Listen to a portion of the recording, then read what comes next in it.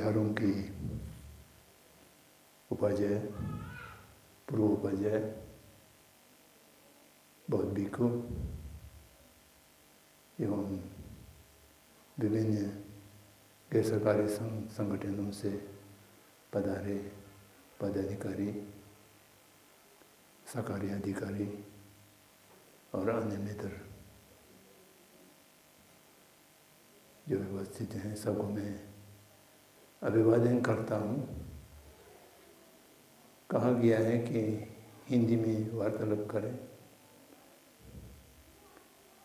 मैं आशा करता हूँ कि हम हिंदी में ठीक से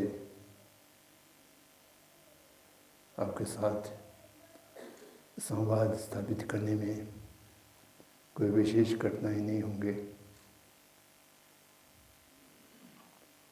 यहाँ मैंने देखा लोगों को हिंदी का ज्ञान अच्छे है।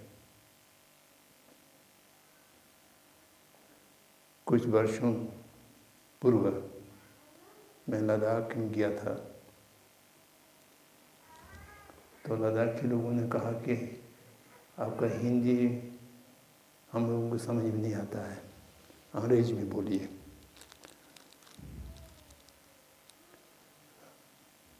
मैं समझ सकता हूँ, लद्दाख बहुत समय तक जम्मू कश्मीर की अंग में रहे हैं, तो वहाँ अधिकांश लोग उर्दू अथवा उर्दू मिश्रित हिंदुस्तानी बोलने की अभ्यस्त हैं। तो इसलिए यूपी बिहार की जो हिंदी है वहाँ समझने में कठिनाई अनुभव होता है। मैं आशा करता हूँ कि यहाँ पर ऐसा कठिनाई नहीं होंगे।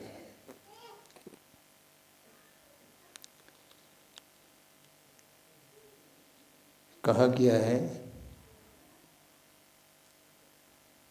बौद्ध भाषा में कुनु छिरसुतन कंगल दोने चेचो, जिसका हिंदी रूपांतर प्रेरणा कैसे हो, कैसा हो और समस्याओं का समाधान कैसे किया जाए।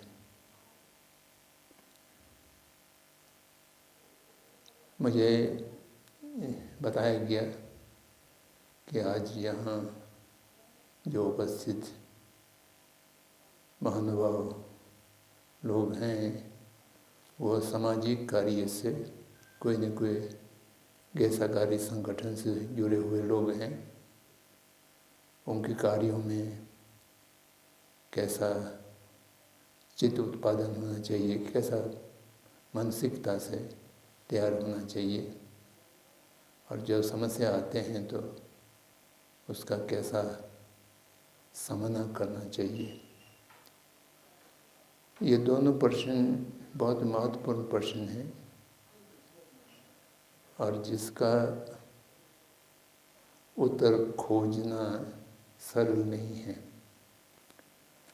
विशेष रूप से मैं आपको कोई उपयोगी बात बता नहीं पाऊँगा, क्योंकि मुझे यहाँ की धरातल सत्य से अवगत नहीं है। जमीनी जो यथार्थ हैं उसकी जाने बिना और गैर सरकारी संस्थाएं किस विषय पर और किस क्षेत्र में कार्यरत हैं वो भी मुझे नहीं मालूम है। और समस्या क्या है, समस्याओं का समाधान करना और समाधान खोजना, ये दो अलग अलग विषय हैं। वैसा तो समस्याओं का समाधान करना अपना आप में एक समाधान खोजने की कार्य होता है, लेकिन फिर भी कठिनाइयों की और विशेष रूप से जो चुनौतियां हैं उनको सामना नहीं कर पाने पर उनके समाधान खोजना भी कठिन हो जाता है। तो ऐसा परिस्थिति में मैं 2-3 वर्षों में कभी कभी इधर 1-2 हफ्ते के लिए चले आता हूँ। तो उससे यहाँ की परिस्थितियाँ क्या है, यहाँ की आवश्यकताएं क्या है और यहाँ की विशेष रूप से स्थानीय जो समस्याएं हैं वो क्या है, उससे मुझे अवगत नहीं है। तो ऐसा परिस्थिति में मैं कुछ कहूँ वो आपकी कार्य योग हो, ये आवश्यक नहीं है। फिर भी मैंने इस संवाद को इसलिए स्वीकार किया कि सामान्य सिद्धांत की जो बातें हैं हर जगह लागू हो सकते हैं। उन विषयों पर मैं कुछ बात करने की चेष्टा करूँगा। आप सबको विदित है कि गैर सरकारी संगठन, ये भी एक संगठन है, सुनिश्चित रूप से स्थापित किए हुए संगठन है। इसका विचार जो है वो पश्चात का है। पश्चात में जब से गणतंत्र या प्रजातंत्र की प्रणाली ठीक ढंग से चलना प्रारंभ हुआ, बहुत पुराना इतिहास तो नहीं है, 200-300 साल की इतिहास है। तो उसके बाद सरकारों की सामने कुछ सीमाएं आने लगे थे। सरकार का कार्य सार्वजनिक रूप से समस्त प्रजा को एक जैसा ही करना होता था। तो इसलिए वो स्थानीय जो विशेष प्रकार की समस्याएं हैं उसको विशेष ध्यान नहीं दे पाते थे और क्षेत्र विशेष में काम करना भी उनके लिए कठिनाई हो गए थे। सार्वभौम काम करने में उनकी क्षमता नहीं था और स्थान विशेष के लिए करना एक शासन होने के कारण, साकार होने के कारण उसमें थोड़ा संकोच होते थे और व्यक्तिगत रूप से करना भी संभव नहीं था।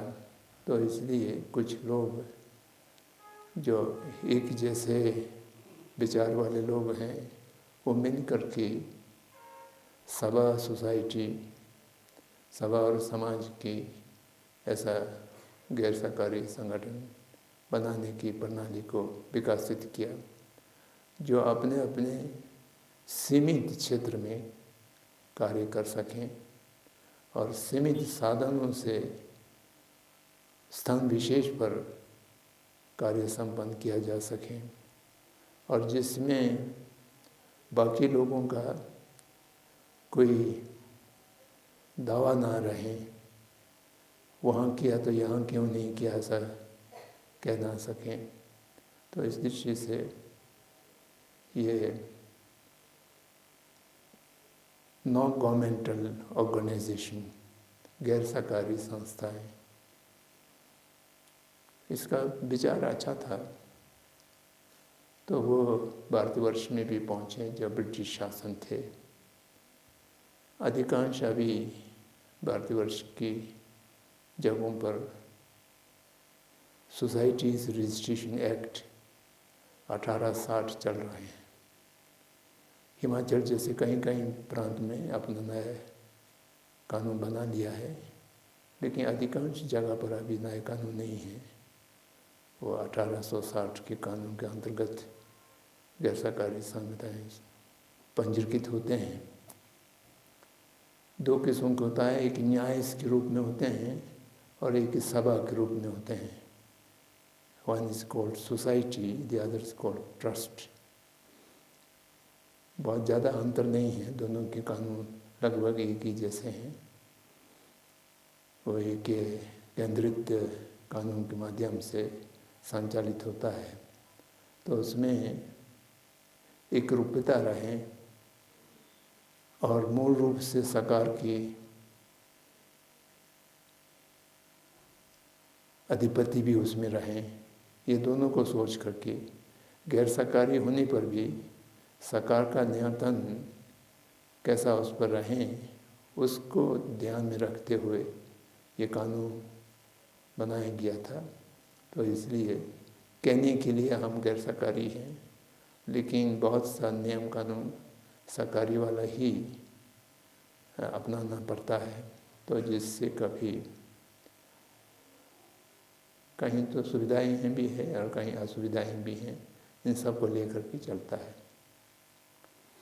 लेकिन ये एक अच्छा कार्य अभी तक चल रहा है, तो ये प्रशंसनीय है हर जगह इस तरह की, क्योंकि जो व्यक्तिगत स्तर पर नहीं कर पाने वाले बहुत सा कार्य इन संगठनों के माध्यम से सरलता से हो जाता है। और इसके लिए कर का छूट और विदेश सहायता लेने की सुविधा इत्यादि बहुत सी सुविधाएं भी साकार से लिया जा सकता है। अब प्रश्न उठता है कि ऐसा संगठन के माध्यम से जो समाज की सेवा करने का है, तो उन लोगों की चित्तवृत्ति मानसिक पृष्ठभूमि क्या होना चाहिए, ये एक प्रश्न है। और दूसरा प्रश्न है, जब समस्या आते हैं, समस्या से थोड़ा आगे जा कर के जो चुनौतियाँ आते हैं, द चैलेंज, उसको कैसा सामना करना चाहिए। ये दो मूल प्रश्न जो लिखित रूप में मुझे दिया गया है, तो ये दो मूल प्रश्न हैं। इस पर मैं थोड़ा सा अपने विचार रखने की प्रयास करूँगा।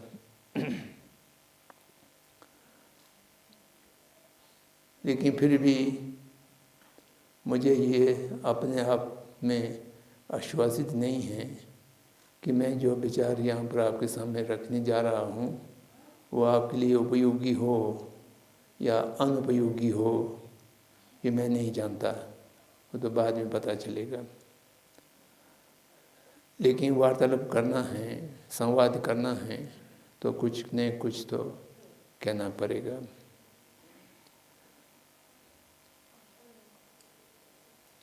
चित्तवृत्ति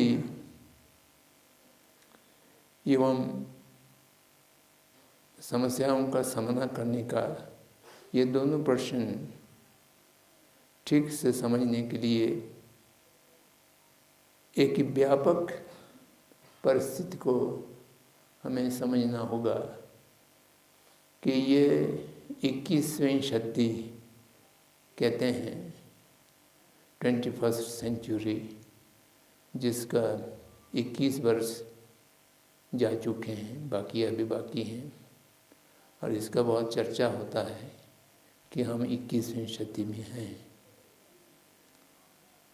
21वीं शताब्दी में हमें क्या विशेषता आ गया है, ये अपने आप को जानकारी नहीं है। लेकिन इसका जो व्यापक भौगोलिक एवं सामाजिक की दृष्टि से पूर्ण विश्व की जो वर्तमान परिस्थिति है, वो किस संघर्ष के माध्यम से जा रहा है, इसको समझना हर सामाजिक, आर्थिक या राजनीतिक कार्य के लिए आवश्यक होता है, जिसको बिना समझें हम कुछ भी नहीं कर सकते हैं।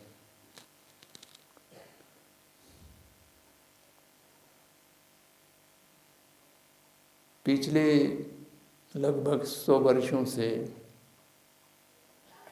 वैश्वीकरण का बराबरी दौर चले हैं और पिछले 30-40 वर्षों में इसका बहुत गति पकड़ा है।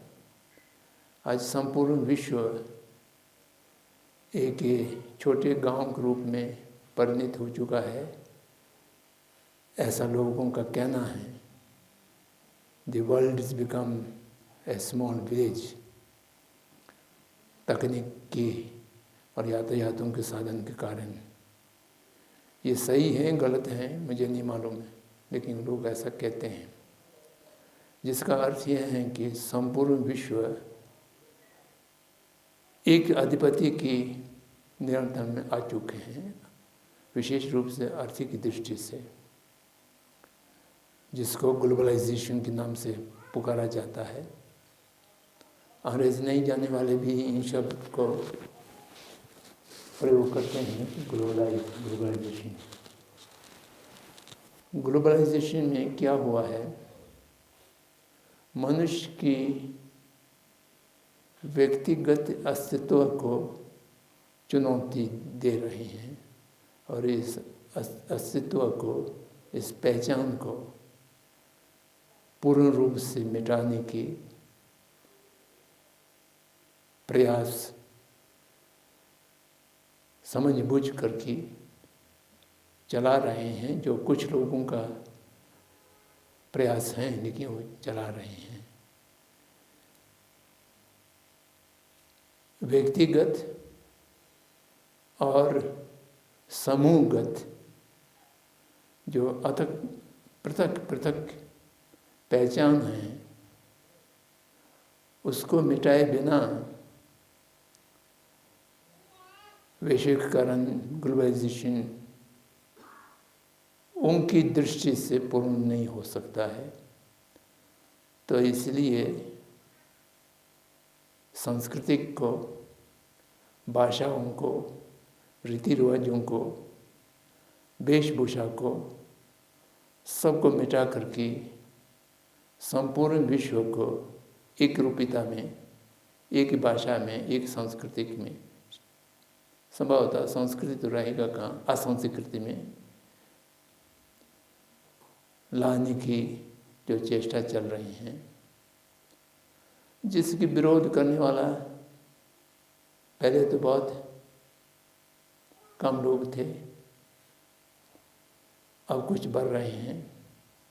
इस समय हम लोग बहुत अत्यंत अल्पसंख्यक नहीं हैं, काफ़ी संख्या में आ चुके हैं। इसका पहला चेतावनी गांधी जी ने लगभग 120-25 वर्ष पहले दे दिया था, हिंद स्वराज की रचना करके। मैं नहीं जानता यहाँ पर बैठे हुए मेरे मित्र लोग कितने लोगों ने हिंद स्वराज को पढ़े हो। भारत देश की वासी हो और हिंद स्वराज नहीं पढ़े हो तो मुझे तो बहुत अजीब सा लगता है। पिछले 4-5 शताब्दियों में संपूर्ण विश्व में मोहनदास करमचंद गांधी जैसे कोई व्यक्ति उत्पन्न नहीं हुआ। वो भारतवर्ष में उत्पन्न हुआ, वो अपना कार्य करके चले गए। उनका मान्यता संपूर्ण विश्व में बहुत अधिक है, लेकिन भारत में थोड़ा कम है। अपने स्वार्थों के कारण गांधीवाद हमारे लिए उपयोगी नहीं है। मेरा एक निवेदन, विशेष प्रकार के एक निवेदन आज आप लोगों से रहेगा कि आप सब कृपा करके हिंद स्वराज को पढ़ें। वो बहुत सरल भाषा में लिखे हुए हैं, मूल रूप से गुजराती में लिखे थे। उसके हिंदी अनुवाद और अंग्रेज़ अनुवाद दोनों गांधी ने खुद देखे हैं। हिंदी अनुवाद बहुत अच्छे हैं, बौट अनुवाद भी उसका उपलब्ध है। अंग्रेज अनुवाद में थोड़ा सा हिंद स्वराज की जगह पर इंडियन होम रूल लिख दिया है, वो थोड़ा ठीक नहीं है। इंडियन स्वराज को ठीक, स्वराज को रहने देना चाहिए था। खैर गुजराती में पढ़ सकें तो सबसे अच्छे हैं, नहीं तो हिंदी उर्दू मेरे ख्याल से भारत की अधिकांश भाषाओं में उसका अनुवाद उपलब्ध है, तो उसको देखें। आज के समाज की हर समस्या का संकेत दे दिया गया है और उन समस्याओं का समाधान कैसा मिलेंगे उसका भी संकेत दिया गया है। बहुत छोटा सा पुस्तिका है, 2 घंटे में आप पढ़ सकोगे। और गांधी का बहुत सा साहित्य हैं। गांधी साहित्य की संख्या गिना जाए तो, और मैं पिछले 4-5 वर्षों से संपर्क में नहीं हूँ, जब तक मैं संपर्क में था तो 124 या 25 जिल्द में, वॉल्यूम्स में प्रकाशित हो चुका है। कई जिंदगी चाहिए उनको पढ़ने के लिए, लेकिन 3 चीज़ आप पढ़ लें तो आप गांधी को पूर्ण रूप से समझ सकेंगे। उसमें पहला है हिंद स्वराज, और दूसरा है मेरे सपनों की भारत, और तीसरा है सत्य की प्रयोग, मेरे सत्य की प्रयोग। वो उनका अपना आत्मकथा है, माई एक्सपेरिमेंट्स विथ ट्रूथ। वो अंग्रेजी में भी और हिंदी में भी हर भाषा में मिलता है। वो शायद अब 2 जिल्द में हो गया है। तो ये 3 ग्रंथ पढ़ लें तो गांधी के सारे विचारों को, दर्शन को, मार्ग को आप समझ सकेंगे। मैं इसलिए कह रहा हूँ कि अगर आप उसको देखें तो व्यक्तिगत, सामाजिक और समस्त मानव मात्र के लिए जो कुछ कार्य करना है उसके लिए कैसा प्रेरणा होना चाहिए, समस्याओं का कैसा सामना करना चाहिए, उन सब की बहुत ही सटीक। खैर हिंद स्वराज अब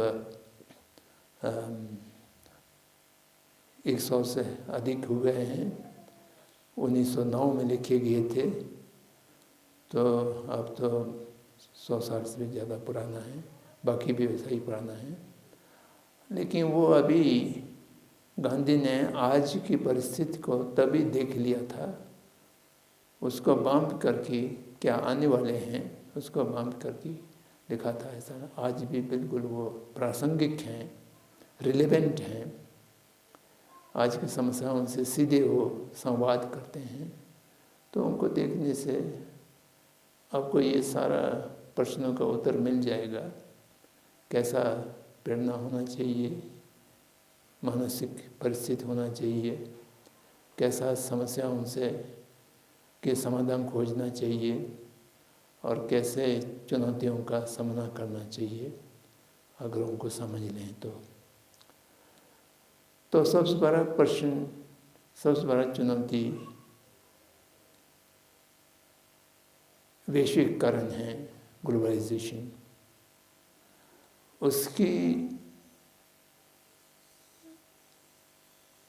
उस चुनौती की सामना करने के लिए स्थानीयकरण करना जरूर है, लोकलाइजेशन। ग्लोबलाइजेशन की प्रतिपक्ष में लोकलाइजेशन होना चाहिए। माननीय प्रधानमंत्री जी बहुत दिनों से ये कह रहे हैं कि वोकल फॉर लोकल, वो मुझे अच्छा लगा। वोकल फॉर लोकल में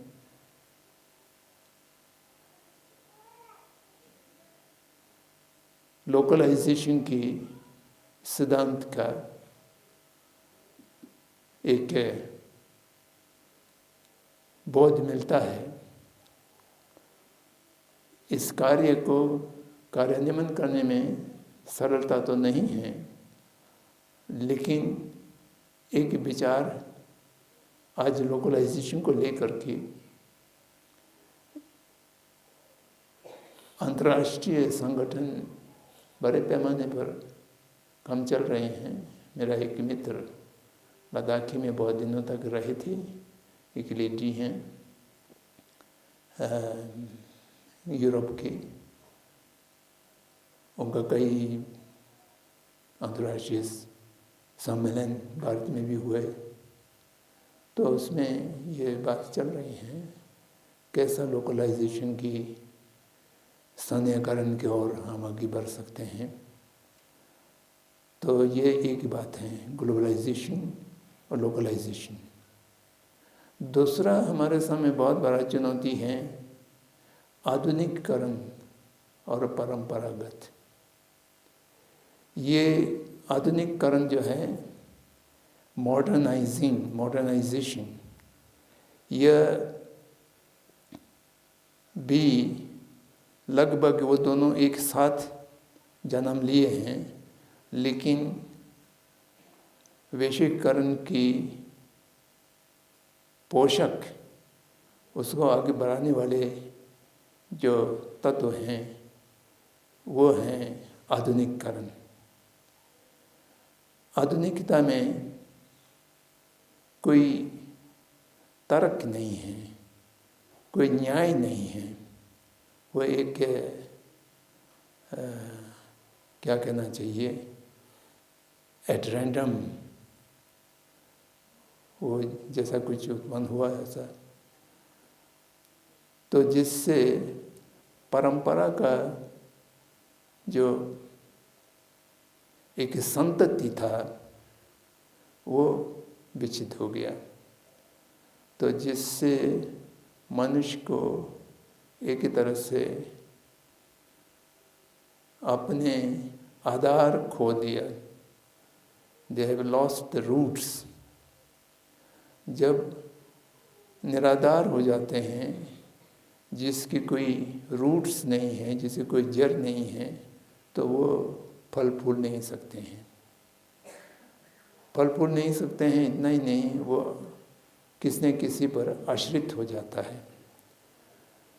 आश्रित होना ही पराधीनता है।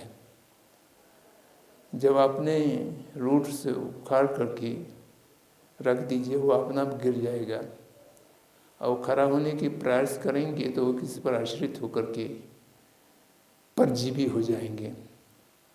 ये परजीवी होने का जो प्रयास हैं, ये वैश्वीकरण की उपाय हैं।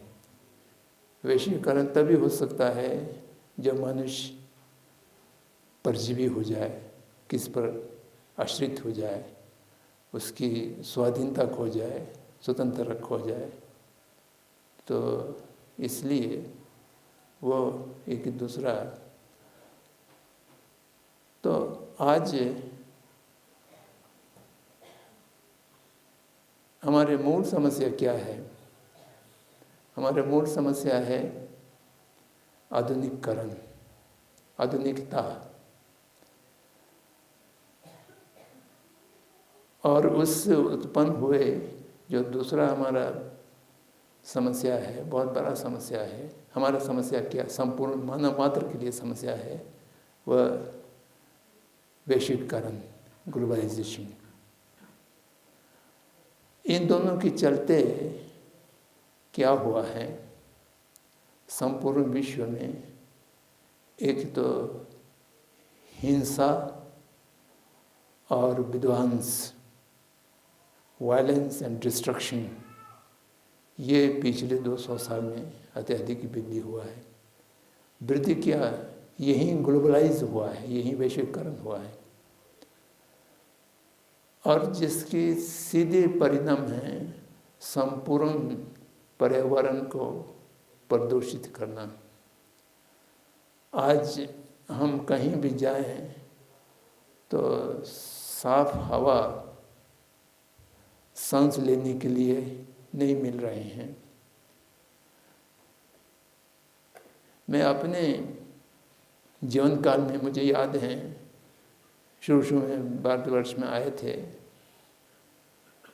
रेल स्टेशन में कहीं पे जाकर के पानी पी लेते थे।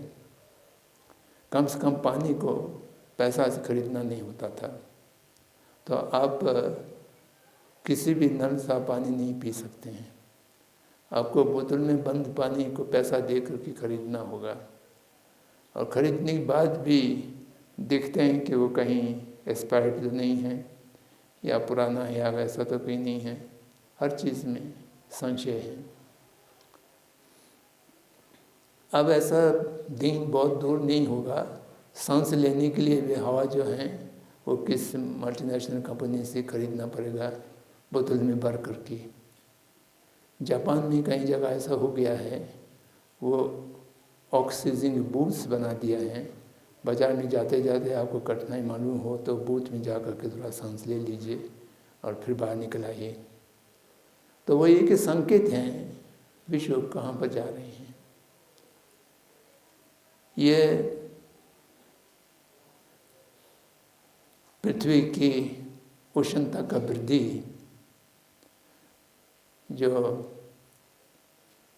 गर्मी का वृद्धि हो रहा है, जिसकी सीधे परिणाम हम मनुष्य थोड़ा कम अनुभव कर रहे हैं।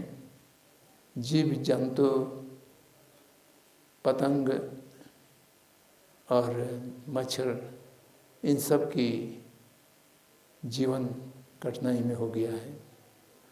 ग्लोबल वार्मिंग की जो परिस्थिति हैं वो पश्चात देशों में ज़्यादा उसका कठिनाई है। और उसके साथ साथ ग्लोबलाइजेशन का एक दूसरा परिणाम है अमीर और गरीबों के बीच की खाई को निरंतर भरना।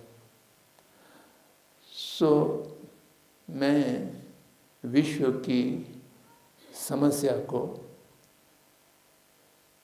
चुनौतियों को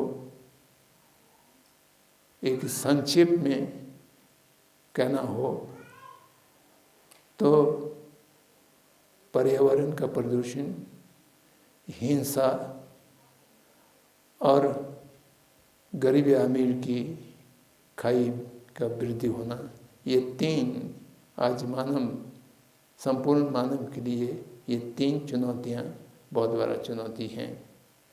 और ये तीनों चुनौतियों की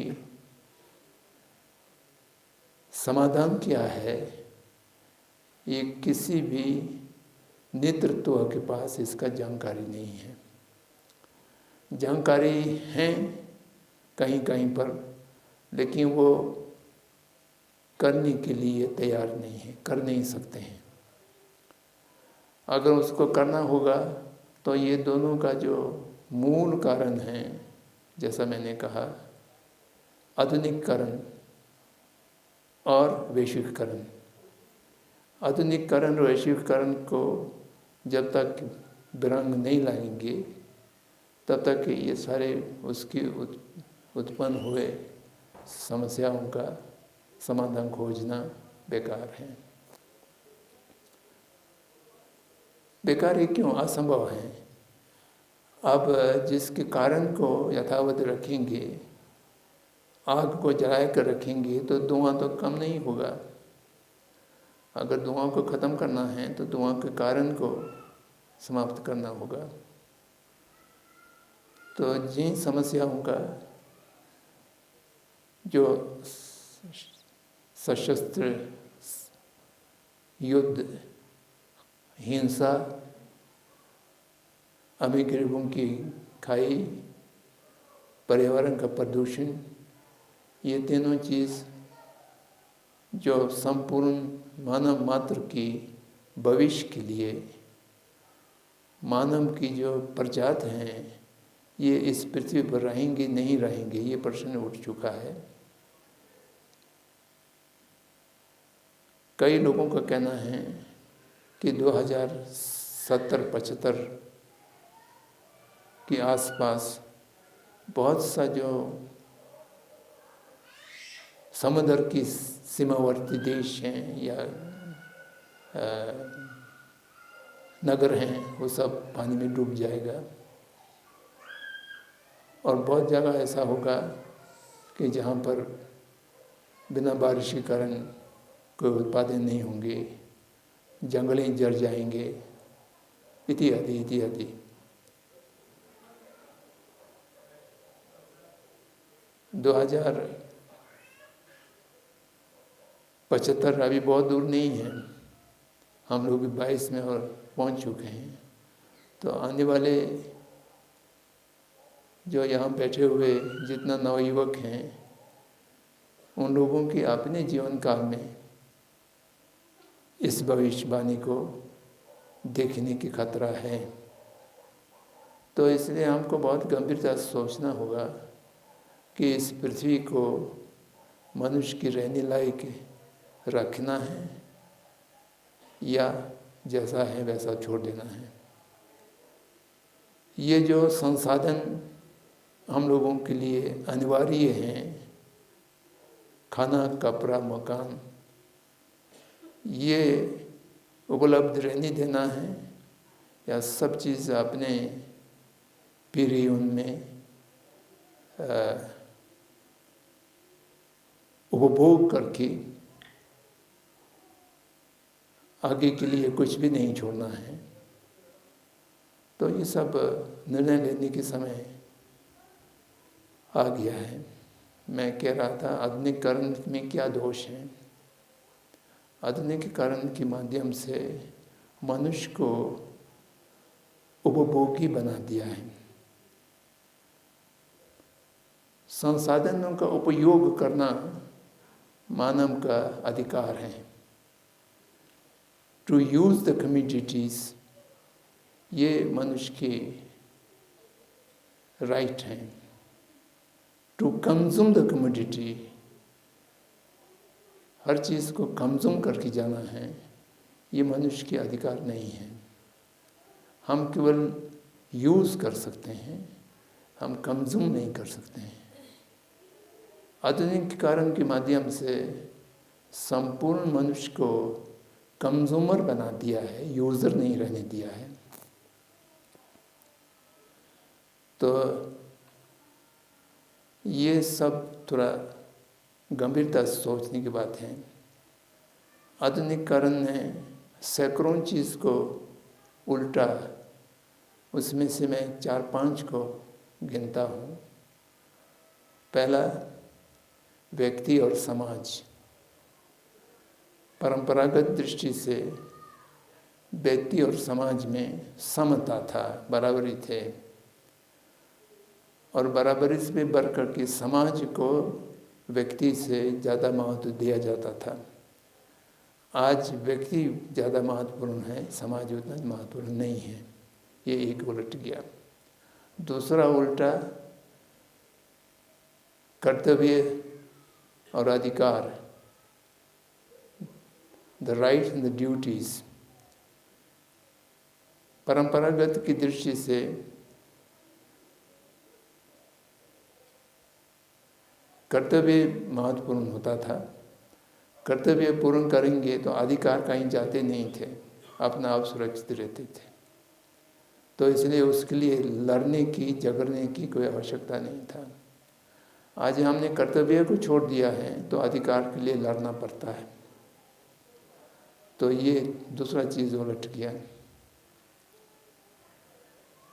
और इस प्रकार से कई ऐसा महत्वपूर्ण चीज़ हैं जो आधुनिकीकरण से उल्टा हो गया है। तो जिसके चलते ये सारे वैश्विक समस्याएं उत्पन्न हो रहा है। तो इसलिए हमको सबसे पहले वैश्विक के समस्याओं का पूर्ण दर्शन करना होगा। कोई भी हम अच्छा काम करने के लिए सोचते हैं तो आज विश्व में क्या चल रहा है, मूल समस्या क्या है और मूल समस्याओं का हेतु, उसके कारण क्या है, ये समझेंगे तो हम एक नए चेतना के साथ हर अपने कार्य को उसी प्रकार से दिशा दिया जा सकेगा। जब तक ये मूल समस्याओं का और मूल समस्याओं का मूल कारणों को, रूट कोज को ठीक से पहचानेंगे नहीं तो हम अपने सारे कार्य योजना भी उसी प्रकार से थोड़ा सा हल्का फुल्का और विसंगत भरे हुए बहुत चीज़ पा जाएंगे। तो इसलिए हमें चिंतन करना होगा। इसलिए मैं कह रहा था कि हिंद स्वराज को देखना चाहिए।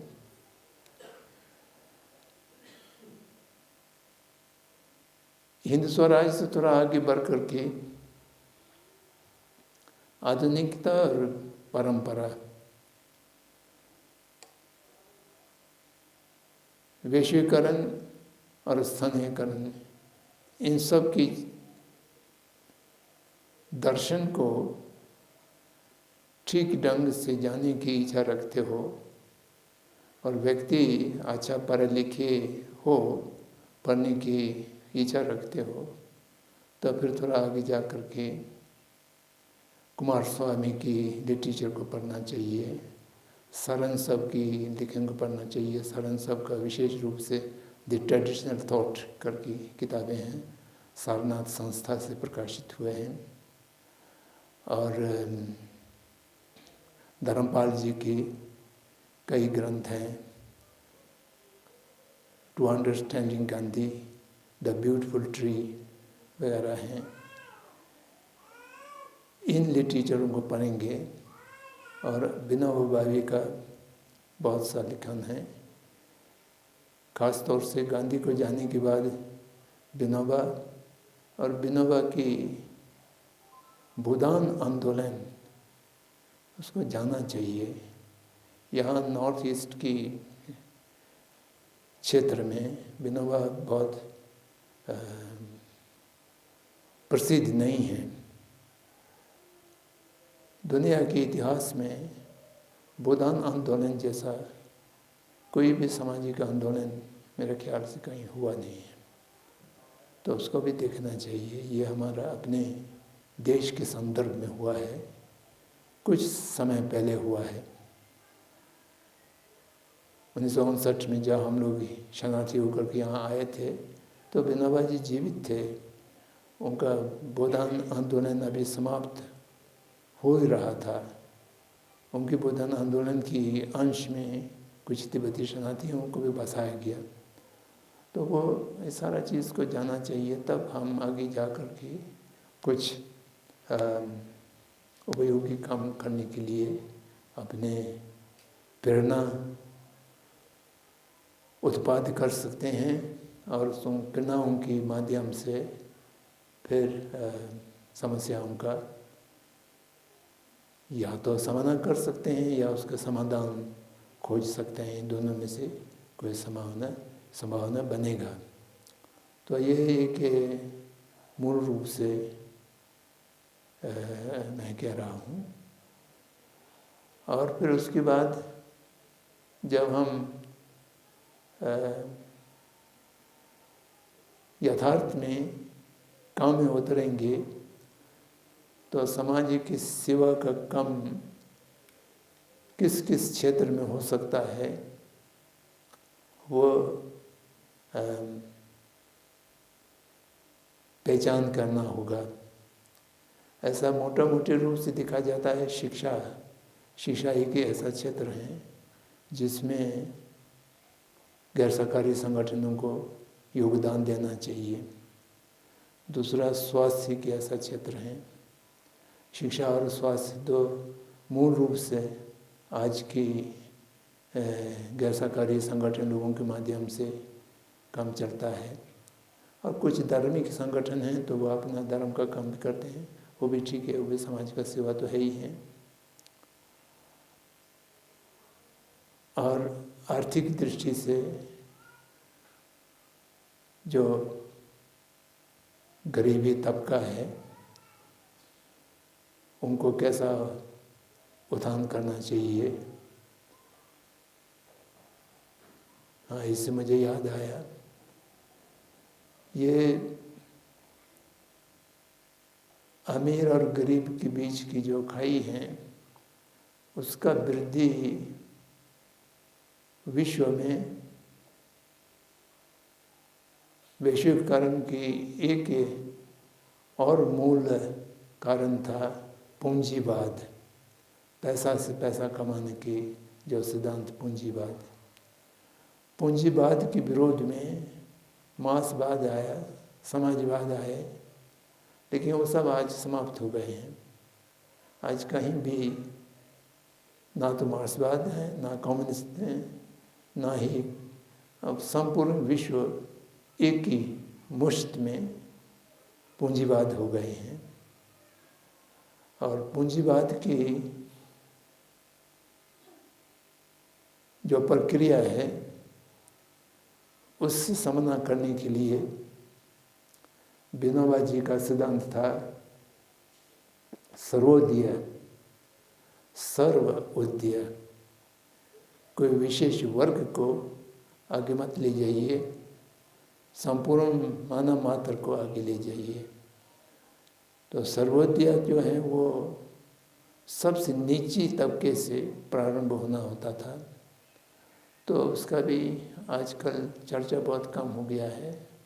सर्वोदय के सिद्धांतों को भी देखना चाहिए, जिससे समाज की सेवा करने में जहाँ पर अर्थ के प्रश्न आते हैं वहाँ पर ये उपयोगी है।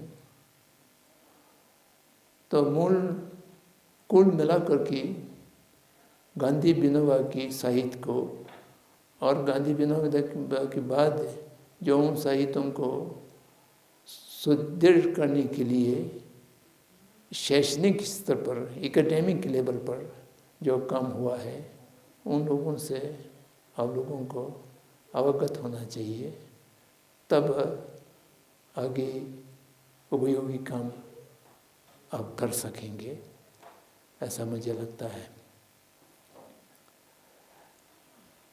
शिक्षा और स्वास्थ्य दो मूल क्षेत्र हैं, और उसके आगे सांस्कृतिक को जोड़ सकते हैं। सांस्कृतिक वाले तो बहुत कुछ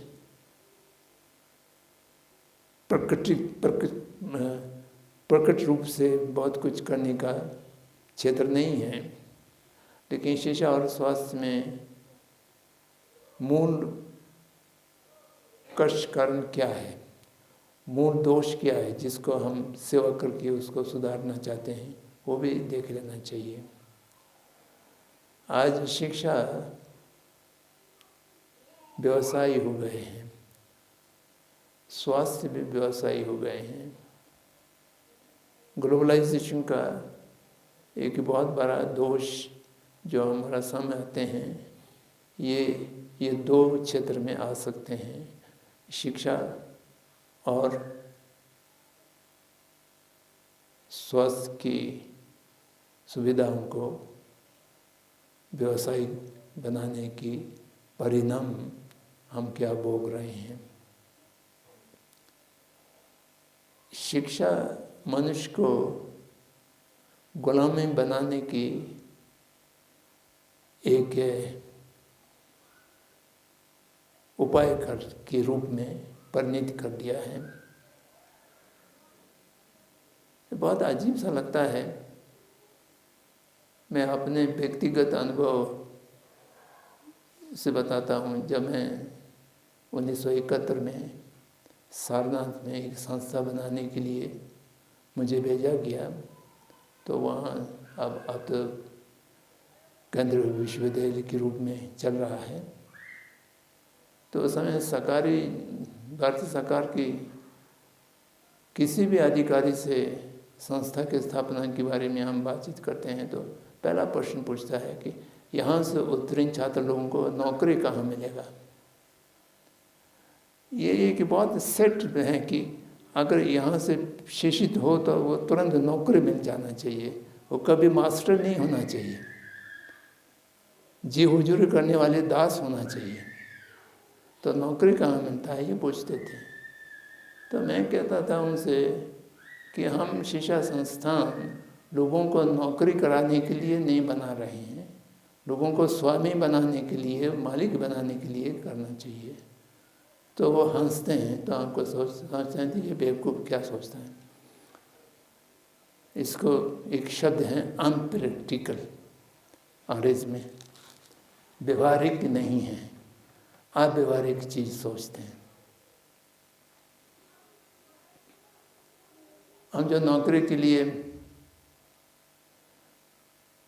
शिक्षा देते हैं तो शुरू से ही यही दिमाग में भर देते हैं कि यहाँ से उत्तीर्ण होकर के अच्छा नौकरी मिलेगा, अच्छा तनख्वाह मिलेगा, बंगला मिलेगा, गाड़ी मिलेगा, वगैरह वगैरह। इस तरह से प्रलोभन दे करके मनुष्य को प्रलोभी बना देते हैं और शिक्षा का उद्देश्य एकदम भूल करके शिक्षा जो है वो एक नौकरी करने की साधन के रूप में समझ रहा है। ये मानसिक मूल त्रुटि यहाँ से होता है। तो इसको हम कैसा परिवर्तित करें।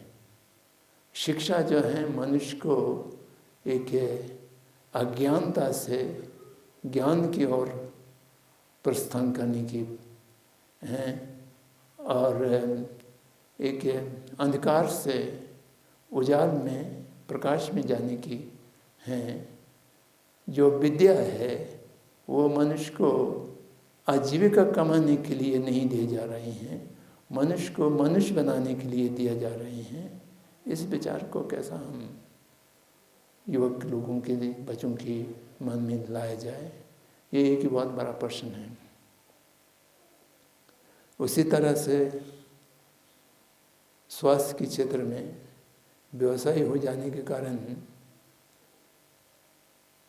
चिकित्सक लोगों का उद्देश्य ये नहीं रह गया है कि मानव समाज में रोग ना फैले, मानव समाज आरोग्य हो। कुछ डॉक्टर हमसे खुलकर करते हैं कि मानव समाज आरोग्य हो जाए तो हम लोगों तो बेकार हो जाएगा, हमारा व्यवसाय छूट जाएंगे, हम कहाँ से खाएंगे। मनुष्य में रोग रहे हैं, विभिन्न प्रकार के रोग रहे हैं और दवा भी ऐसा ही है, एक भी बार खाना शुरू करिए तो जीवन पर्यंत खाते रहिए। तो ये सारे कंज्यूम करने के लिए, मनुष्य को कंज्यूमर बनाने के लिए, मनुष्य को हमेशा चिकित्सक के ऊपर आश्रित रहने के लिए जो उपाय हो सकता है वो सब करते हैं। तो इसलिए हमें स्वास्थ्य के क्षेत्र में भी मनुष्य को स्वयं जागृत होकर के अपने स्वास्थ्य को अपने से कैसा सही रख सकते हैं। बहुत एक प्रकार से आपातकालीन की परिस्थिति भिन्न बातें हैं, लेकिन साधारणतः स्वास्थ्य को ठीक रखने की कुछ प्रयास हमारा मित्र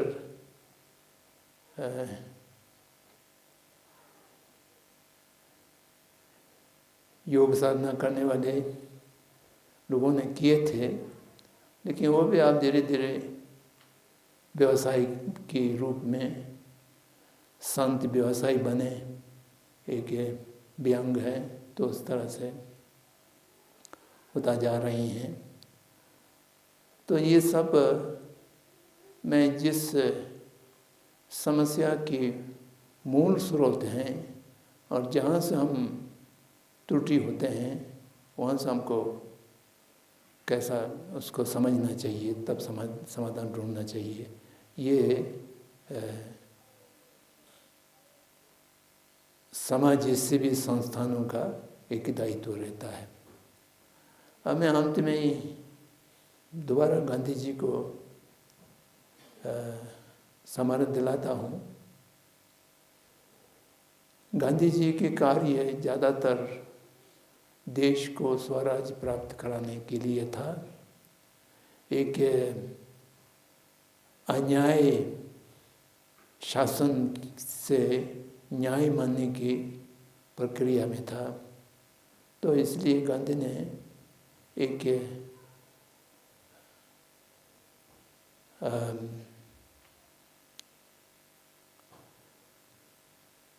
अपने विशेष प्रकार की कार्य पद्धति, कार्य प्रणाली विकसित किया है।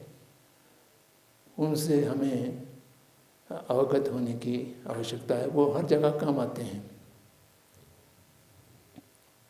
उसमें पहला है सत्याग्रह।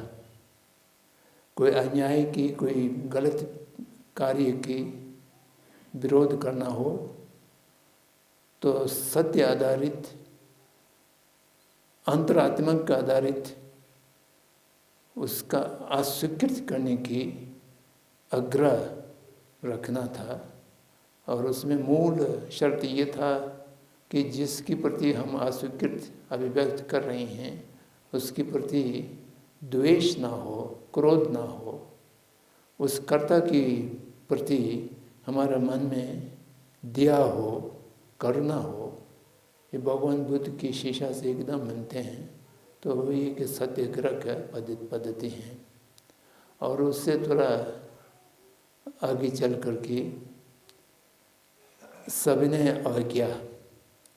सविनय अवज्ञा ये है कि हम कोई लड़ेंगे झगड़ेंगे नहीं, हम कोई क्रोधित नहीं होंगे, द्वेष नहीं रखेंगे, लेकिन जो अन्याय आदेश हैं, शासन आदेश हैं या जिसका भी आदेश है उसको हम अस्वीकार करेंगे।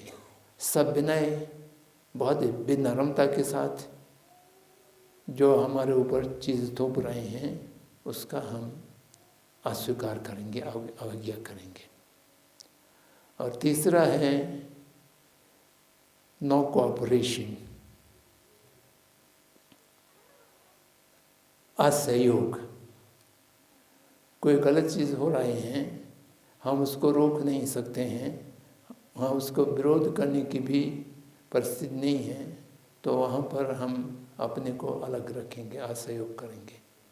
तो ये तीनों अपने आप में तीन बहुत बड़े सिद्धांत हैं, तो जिसका विस्तार बहुत बड़ा है, तो उन सबको देखना चाहिए। वो जीवन में हमेशा काम आते हैं। और तो चौथा है रचनात्मक कार्य। ये सबसे बड़ा गांधी जी ने अपने आंदोलन में इसको स्थान दिया है, रचनात्मक कार्य। कहीं नो कोऑपरेशन, सिविल डिसोबीडियंस और सत्याग्रह, इनमें थोड़ा कमी भी हो जाए तो कोई बात नहीं।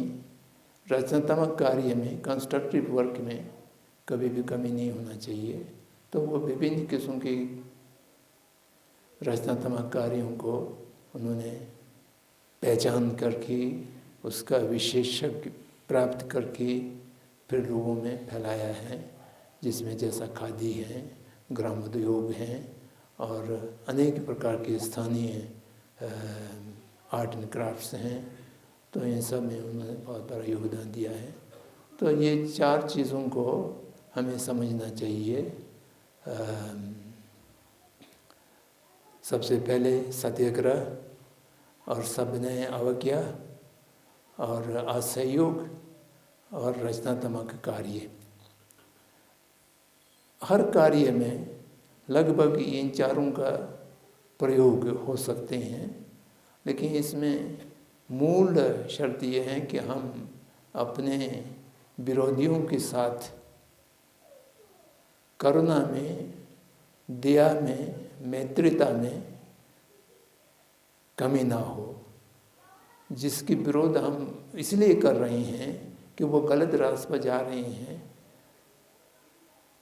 उनको ही अंतर्गत हानि होगा।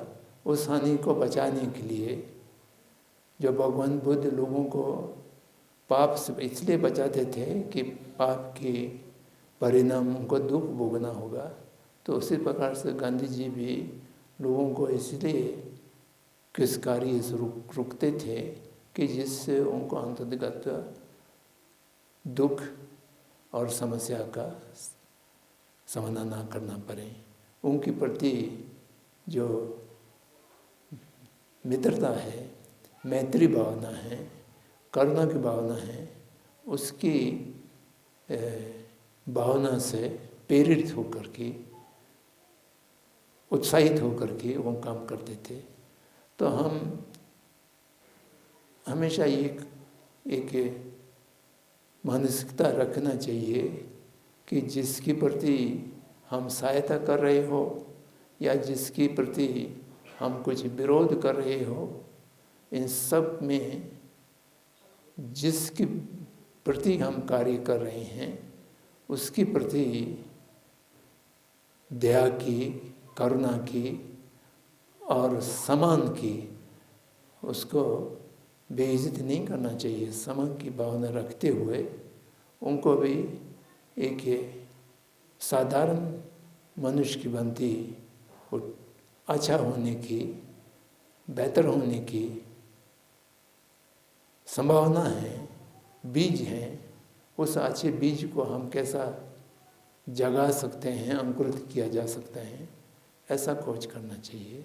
तो इसके लिए सबसे पहले जिस काम को करने के लिए हम जा रहे हैं उस काम में हम अपने को दक्षता करना होगा, विशेषज्ञता प्राप्त करना होगा और उसमें अपने को डालना होगा।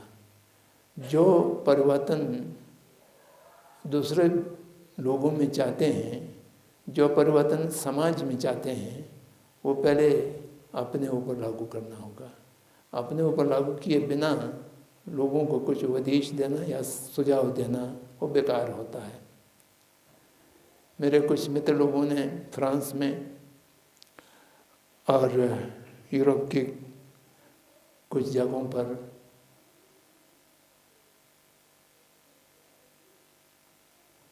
बेटर वी बेटर वर्ल्ड इस नाम से एक आंदोलन चला रखे हैं।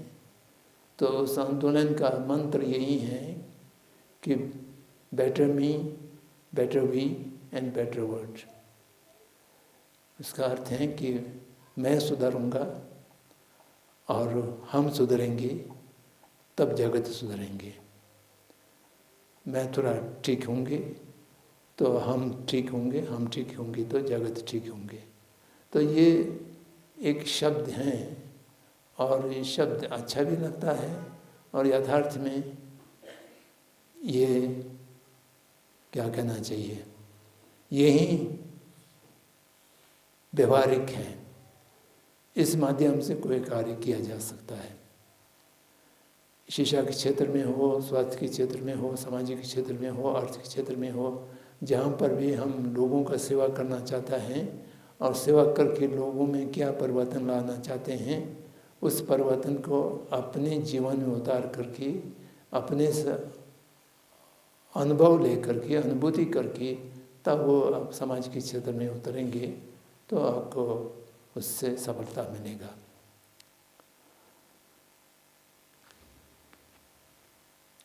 इन शब्दों के साथ मैं अपने प्रस्तुति को समाप्त करता हूँ।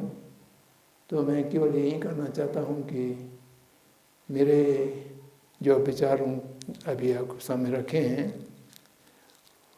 उससे आपका कोई काम का ना हो तो छोड़ दीजिए, भूल जाइए। अगर उसमें से कुछ उपयोगी समझें तो तुरंत आप उसको विश्वास करने की आवश्यकता नहीं है। पहले आप उसको परीक्षा कीजिए, उसको करके देखिए और गांधी विनोबा वगैरह को भी थोड़ा पढ़ के देखिए, तब जा कर के फिर आपको समझ में आएगा कि ये कारीगर हैं कि या बेकार हैं। सब लोगों ने ध्यान देकर सुना।